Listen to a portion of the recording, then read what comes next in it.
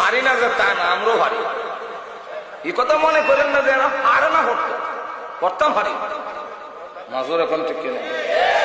দিবানিশি মনে আমার আর দিও না যন্ত্রণা, হায়রে দল যদি হইতাম ধনী। এই যে হায়রে ধনী যদি হইতাম ধনী, ছন্দের তালে তালে বললে গুরুদের মধ্যে হায়রে শব্দ হয় না ঢোকা। আল্লাহুম্মা সাল্লি আলা সাইয়্যিদিনা মুহাম্মদ, হায়রে নাবিয়ানা। এই দুরুদের মাঝখানে আইলে হায়রে আইনা ঢুকাইলেন, এটা করতে ঢুকাইলেন। তো আমাদের কথা রইল শুদ্ধ করে পড়েন, দুরূদ পড়ার মধ্যে কোনো আমাদের আপত্তি নাই। ও আল্লাযী আরসালা রাসূলাহু বিল হুদা ওয়া দীনিল হক লিইয়ুযহিরাহু আলা দ্দীনি কুল্লিহি ওয়ালাউ কারিহাল মুশরিকুন।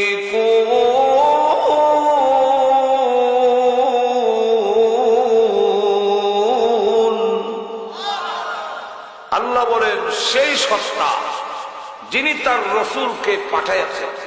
এই পাঠাইছেন কথার দ্বারাই বোঝা যায় যিনি পাঠাইছেন আর যাকে পাঠাইছেন দুইজন এক সমান হতে পারে না। আর দুজনে কম, বাবা তার ছেলেকে বাজারে হারায় পাঁচশো বাড়ি লইয়া। আপনারা দেশে ছেলে বাপরে হারায়, আর যদি পাঠায় তো বুঝতে হবে এটার ফাউন্ডেশনে দোষ আছে। ঠিক কিনা?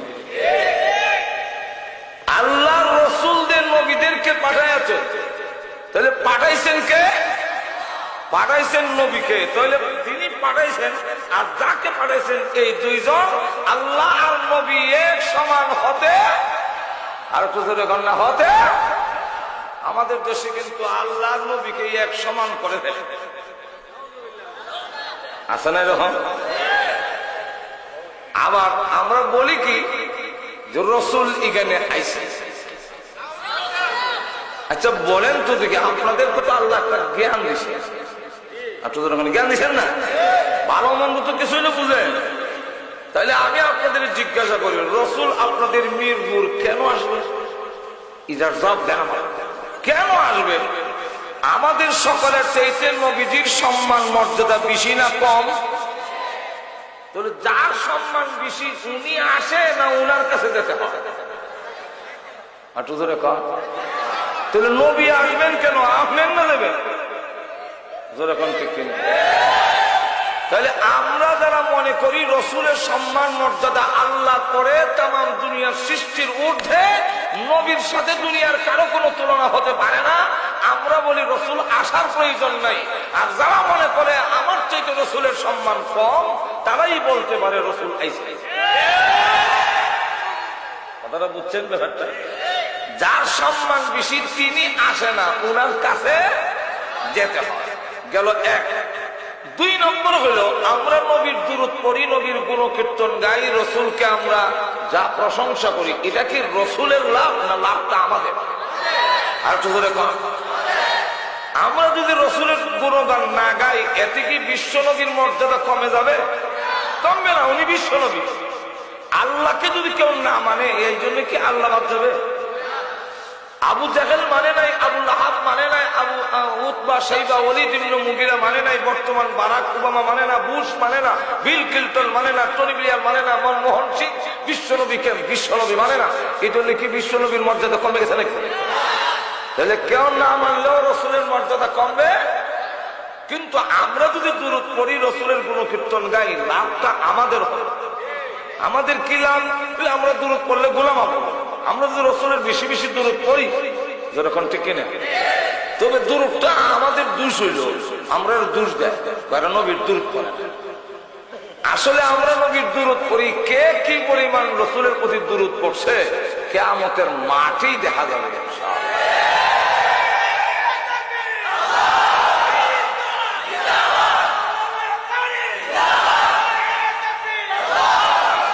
অযথা অপবাদ দিয়ে লাভ নাই যারা রসুলের দুরূদ পড়ে না।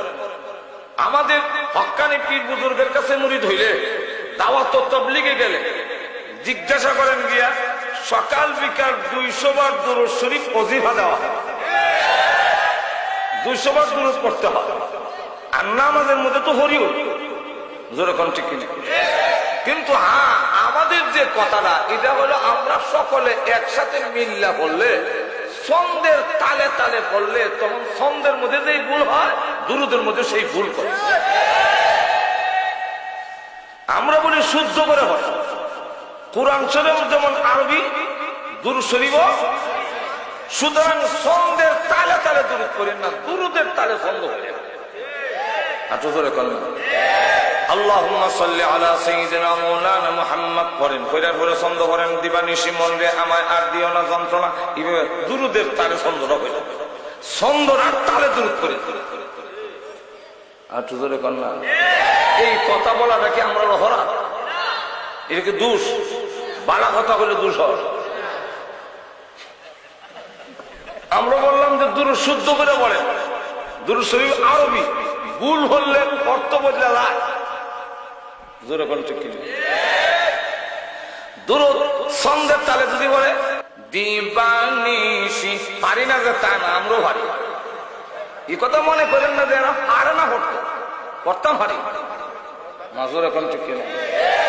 দিবানিশি মনরে আমার আর দিও না যন্ত্রণা, হায়রে দল যদি হইতাম ধনী।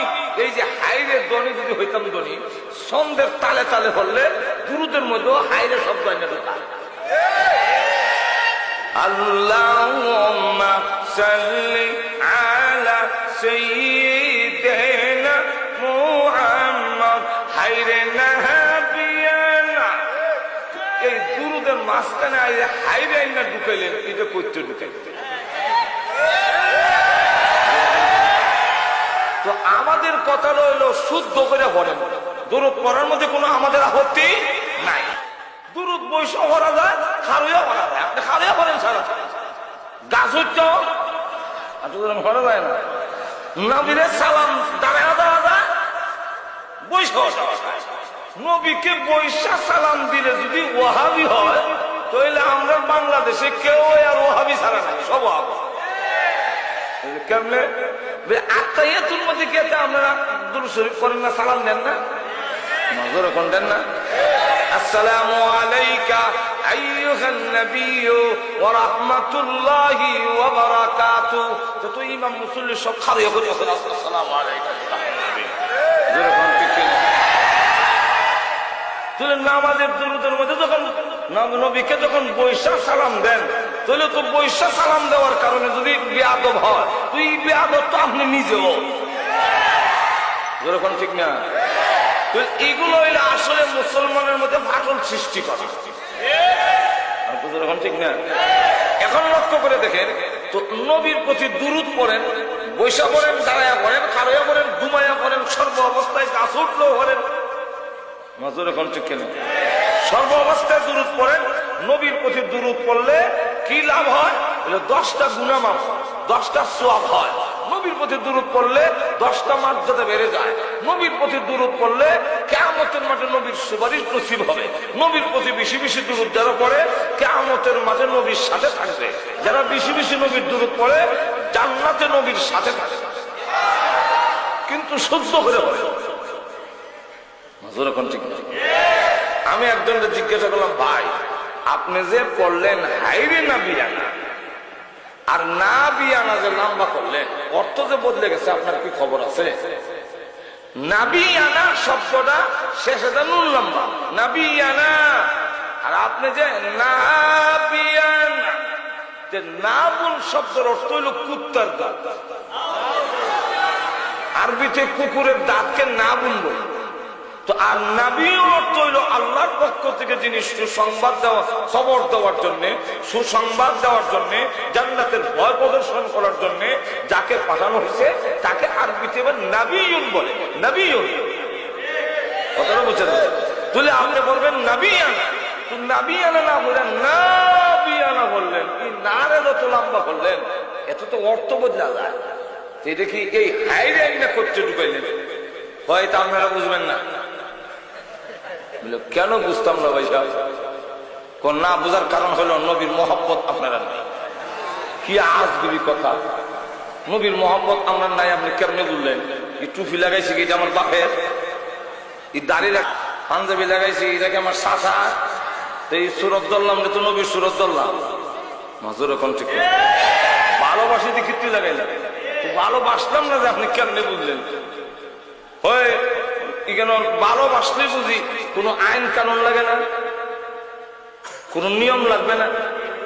না, নবীর শানও কইতে গেলে কোনো নিয়ম কানুন নাই, যেমনি মন তেমনি। তো আমি কইলাম এইভাবে যদি হয় তো আরেকবার ইমাম গিয়া কইব আমি আল্লাহর আশেক, আমার লাগে কোনো আইন কানুন নাই। হ্যাঁ, যদি এইভাবে শুরু করে দেয় আলহামদুলিল্লাহ রাব্বিল আলামিন হায়রে আর রহমান, তো মুসলিরা কইব এই হায়রে আর রহমান কোন কিতাব? সারা জীবন আর রহমান উল্লাম আর আপনি হায়রে আর রহমান, এটা কি বুঝলে? এটা আশেক মাসুকের কারবার বুঝলে, আশেক মাসুকের কারবার না কোরআন লয়ে ফাইজলামি শুরু করছো? কোরআন যেমন আরবি, দুরূদ শরীফও আরবি। কোরআন পড়লে যেমন 10টা নেকি, দুরূদ শরীফ পড়লে 10টা নেকি। কোরআন পড়লে যেমন সব হয়, দুরূদ শরীফ পড়লে সব হয়। জোরে কোন ঠিক না? ঠিক না? কোরআনের যেমন শুদ্ধ অশুদ্ধ আছে, দুরূদ শরীফেরও শুদ্ধ অশুদ্ধ। আচ্ছা যা, এখন দুরূদ পড়াটা লাভ রসুলের না আমরা? দরকারটা কি আপনারা না রসুলের? আমাদের না। তো যার দরকার সে না পৌঁছাইতো, যার দরকার নাই উনি আইয়া নিত কোন যুক্তি? এটা বুঝার জন্য আমি সহজ একটা এক্সাম্পল। এক মাহফিলে যাব তো ড্রাইভারও চিনে না, যেমন আজকেও কয়েকবার রাস্তায় দাঁড়ায় দাঁড়ায় জিজ্ঞাসা করে করে মির ঘোরাও লাগছে, কথা বুঝছেন না? তখন একবার চেয়ারও বসে রয়েছে, আমার ড্রাইভারে ডাক দিছে, বাবা এইদিকে আসেন। এবারে চেয়ার থেকে জিজ্ঞাসা করে কেন আইতাম কে লিগা? রাস্তাটা জিজ্ঞাসা করতাম যে কোন দিক দিয়ে মাহফিল হবে।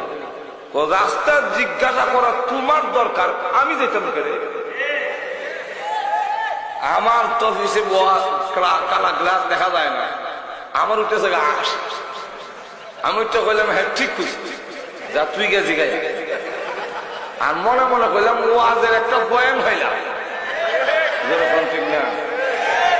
ড্রাইভারের ডাকে আরেকবার চেয়ার থেকে উঠতে না, দরকার তোমার হইলে তুমি আমি যেতাম করে।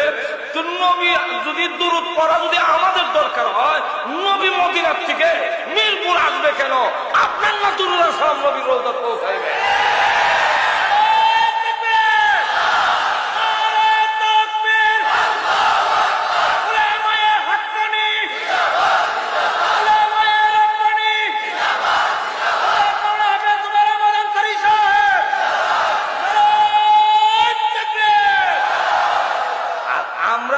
আসলেও দোয়ার মধ্যে এইভাবে দোয়া ঠিক করে করি, দোয়া আল্লাহর কাছে তো ঠিক করে হন না। আল্লাহ আমরা দরুদ আর সালাম সোনার মদিনা পৌঁছায়া দাও, এইভাবে কই না? তো কোন দরকার আছে নবী গো? আইসেন যখন দুরুদ আর সালাম মেহেরবানি করে আপনি লইয়া যায়। নবী আইলেন আমরা মিরপুর, আর আমরা দুরুদ সালাম মদিনা হোসেন রসুলের কাছে দিলে কি তা নজর? এখন ঠিক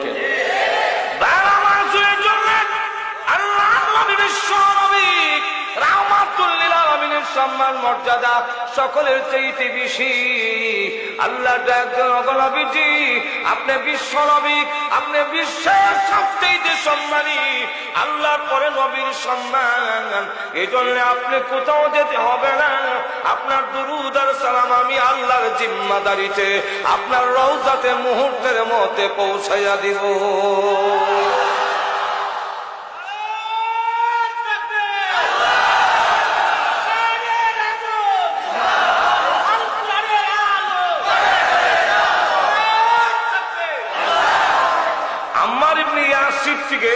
বর্ণিত হাদিস আছে, এবং রসুলের কথা, এটা তো আমার কথা, আমার কইলেন না, আপনার ঘর থেকে কইলেন। হাদিস শরীফের মধ্যে আসছে, মান সাল্লা আলাইয়া ইনদা কবরি সামিআতুহু, যেই ব্যক্তি আমার রওজার পাশে এসে সালাম দিবে, কোন মাধ্যম লাগে না, আমি নেক কানে তার সালাম শুনি। ওয়ামান সাল্লা আলাইয়া নাইবান আই গায়িবান ওয়াক্কালাল্লাহু তাআলা মালাকান, আল্লাহ রাসূল বলেন, যে ব্যক্তি গোপন থেকে অদৃশ্য অবস্থায় দূর থেকে আমার প্রতি দুরূদ পড়বে, ওয়াক্কালাল্লাহু তাআলা মালাকান, আল্লাহ একজন ফেরেশতা নিযুক্ত করে রেখে দিয়েছেন, ওই ফেরেশতার সঙ্গে সঙ্গে আমার রওজাতে সালাম দুরূদ পৌঁছে যায়। গেল এক। দুই নম্বর হলো, আপনারা বলতে পারেন রু মুবারক আসে, রসুল মদিনার থেকে রু যদি কেন এসে, আপনারা কি হায়াতুন নবী রসুলকে মানেন না? আমরা বিশ্বাস করি রসুল রওজাতে জিন্দা, এটা আমাদের আকীদা, এটা আমাদের বিশ্বাস। দেওবন্দি উলামায়ে কেরামের বিশ্বাস, রসুল রওজাতে জিন্দা আছেন। শুধু তাই না, রসুলের রওজা শরীফের মাটির মর্যাদা আমরা আল্লাহর নূরের তৈরি আরশের চাইতে কোটি কোটি গুণ বেশি মর্যাদা বলেছি। রসুল সশরীরে জিন্দা আছেন, অসংখ্য ঘটনা। ওইদিকে আমি যাবো না, গেলে আমার রাত শেষ হয়ে যাবে। এইখানে আল্লাহর নবী রওজাতে জিন্দা আছেন, সমস্ত নবীরই জিন্দা আছেন, কিন্তু সব নবীর হায়াতুন নবী না, আমাদের নবী হায়াতুন। অসুবিধা হইতেছে আপনারা? বলবো বুখারী শরীফ বিশ্বাস করেন? বুখারী শরীফের একটি অধ্যায়ের নাম হইল বাবু হায়াতিন নবী সাল্লাল্লাহু আলাইহি ওয়াসাল্লাম, এই হলো তার অধ্যায়। এখানে ইমাম বুখারী হাদিস আনছেন, ওয়া হুয়া ফি কবরিহি হাইয়ুন, রাসূল রওজাতে জিন্দা, হাই জিন্দা।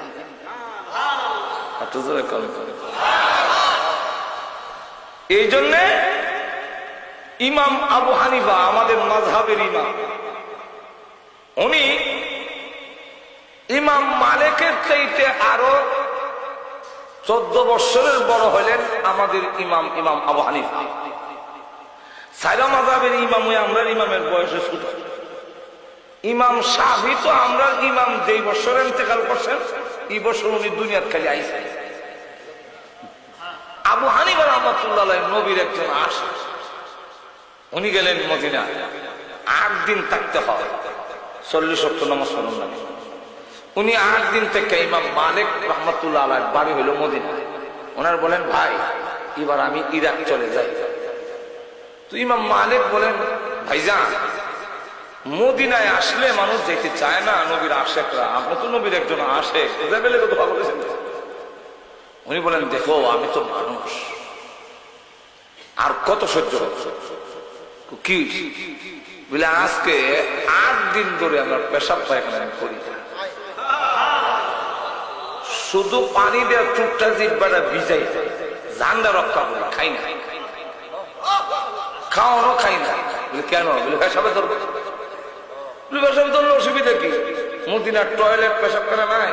বলে আছে, আমি পেশাব করতে সাহস করতাম না। বলে কেন? বলে যেই মদিনার মাটির নিচে বিশ্বনবী জিন্দা শায়িত, আর আমি সেই মদিনার উপরে পেশাব করব, আমার সাহস। দূরে যাই পেশাব করার। এখন পর্যন্ত যারা মদিনা গেছেন তারা জানেন, মদিনার টয়লেট এখনো কিন্তু আন্ডারগ্রাউন্ড, নিচে সমান জমিন, পেশাবখানা নাই। ঘুমাই গেছেন না খেয়াল দেখছেন তো আপনারা যারা গেছেন, সিঁড়িতে নিচে যাওয়ার লাগে, নিচে নিচে গাতার গিয়ে পেশাব করানো লাগে। নবীর রওজার থেকে অনেক নিচে নাই না, কথা বলছেন। এখন লক্ষ্য করে দেখেন, উনি বলেন আমি অনেক দূরে যাই পেশাব করার জন্য, কিন্তু করতে পারি না। যেই মাত্র পেশাব করতে বসি, এমনি আমি যেন শুনতেছি কান করে ভিতর থেকে আওয়াজ আছে, হে ইমাম আবু হানিফা, তুমি যে আমার গায়ে পেশাব করবে, আমি কোন কান করছি নি, আমি ওই কাঙ্কর, যেই কাঙ্কর আল্লাহর নবীর কদম মোবারক চুম্বন করেছি। ইমাম আবু হানিফা রাহমাতুল্লাহ আলাইহি বলেন, যেই কাঙ্কর আল্লাহর নবীর কদম চুম্বন করেছে, এই পাথর আমি আবু হানিফার চাইতে কোটি কোটি গুণ বেশি দামি। আমি এই কাঙ্করে কেমনে পেশাব করি, এই জন্য 8 দিন অতিবাহিত হয়েছে, আমি এর ভিতরে একদিনও পেশাব পায়খানা করি নাই। তারা ছিলেন আশিকে আল্লাহ নবী। তো হায়াতুল নবী মানেন তো? সব নবীরাই জিন্দা, সব নবীরা। তা আমাদের সব নবী হায়াতুল নবী না, আমাদের নবীর টাইটেল হায়াতুল। এটার অর্থ কি? এটা অর্থ বুঝতে হইলে আপনারা এখানে যারা আছেন, আপনারা জিন্দা না মুর্দা? আর যে ঘুমাই দিছে মুর্দা, জানাজা হল নেব? যে ঘুমাই দিছে হে জিন্দা না? না ঘুমাই দিছে কি জানাজা হয়ে নেবে? যিনি ঘুমাইছেন উনিও জিন্দা, আর আপনারা যারা বসা আছেন আপনারাও। এবার বলুন তো দেখি, ঘুমের জিন্দা আর জাগ্রত জিন্দা এই দুই জান্দার মধ্যে কোনো বেশ কম আসেনি? কি বেশ কম? ঘুমের মরা যিনি, উনার নাকের মধ্যে যদি পায়খানা লাগাই দেন তো কোটা বলতে পারে। কিন্তু আপনাদের এখানে পায়খানা লাগতো না, দূরে থাকলেও লাগে পারি। ঘুমার যে জিন্দা, তার গলার মধ্যে চুরি যদি লাগাই দেন, লাইটটা সামলে এর আগে যদি বলেন লাগাই দিলাম লাগাই দিলাম লাগাই, বুঝবে?